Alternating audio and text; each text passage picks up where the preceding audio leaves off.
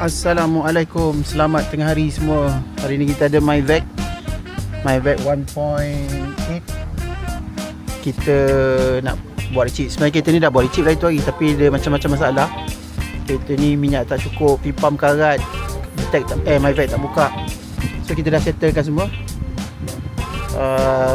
Kita run lagi sekali lah. Lepas tu kita tengok macam mana power dia pula. So kita dah tukar fuel pump, kita dah tukar tank, kita tukar MyVac solenoid.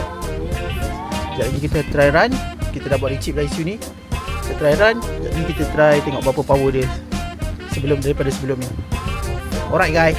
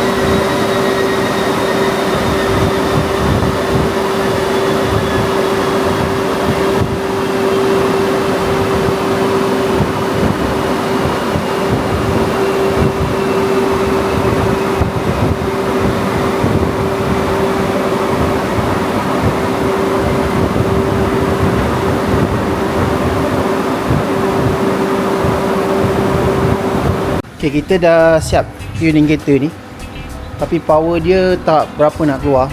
So suspect kita adalah exhaust dia still pakai exhaust exhaust apa ni? Exhaust standard lah. Exhaust standard ni exhaust bantal, macam exhaust 1.3, 1.5. Piping pun tengok kecil je. So tu mungkin salah satu suspect dia, power dia tak berapa tinggi. Tapi ikutkan beza daripada sebelum ni yang masa minyak tak cukup apa semua, fuel pump tu jauh beza lah. So kita tengok dia punya data dia. Yang ni case dia masa minyak tak cukup. Masa minyak tak cukup tu kita dapat 125. So final untuk hari ni kita dapat 100, paling tinggi tadi 147 rasanya. 140, sorry, jap. 146 lah kita dapat. Sorry, 146. 146. Yang ni yang tak cukup minyak tadi lah. Yang mana tadi dah hilang pula. Ni 125.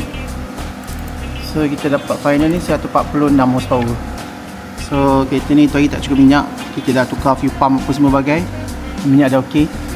So beza dia dengan sebelum tu naik banyak. Cuma rasa exhaust dia ni kena buat balik. Kita suruh owner buat exhaust dulu, lepas tu kita try balik nanti. Right.